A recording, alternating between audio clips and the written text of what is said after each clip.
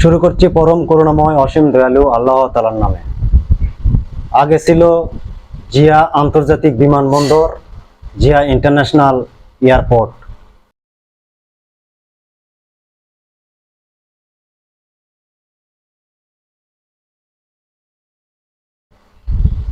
নাম পরিবর্তন করে পরে হলো হযরত শাহজালাল আন্তর্জাতিক বিমানবন্দর ঢাকা, হযরত শাহজালাল ইন্টারন্যাশনাল এয়ারপোর্ট ঢাকা।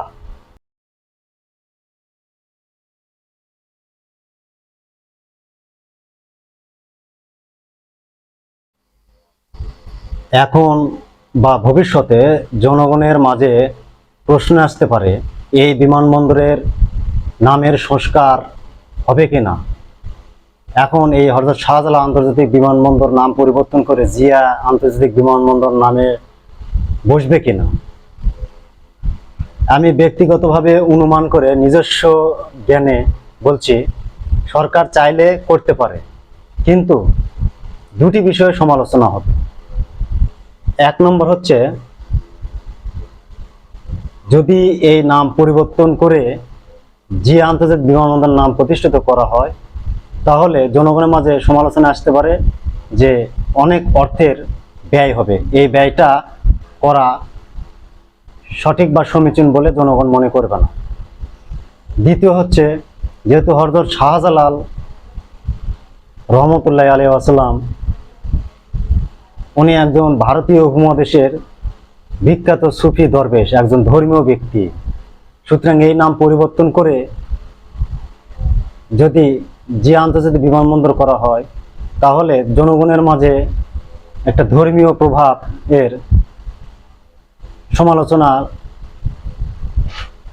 হইবে।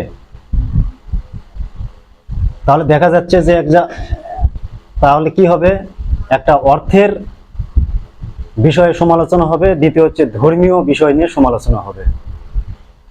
তাহলে কি হতে পারে, যেহেতু আগে জিয়া আন্তর্জাতিক বিমানবন্দর ছিল, পরে পরিবর্তন করে হযরত শাহজালাল আন্তর্জাতিক এয়ারপোর্ট ঢাকা করা হয়েছে, দুটা অ্যাডজাস্ট করে সংযুক্ত করে জিয়া এবং হযরত শাহজালাল আন্তর্জাতিক বিমানবন্দর ঢাকা নামকরণ করা যেতে পারে। দুই নামে থাকবে। পরিশেষে যেটা বলতে চাই সেটা হচ্ছে,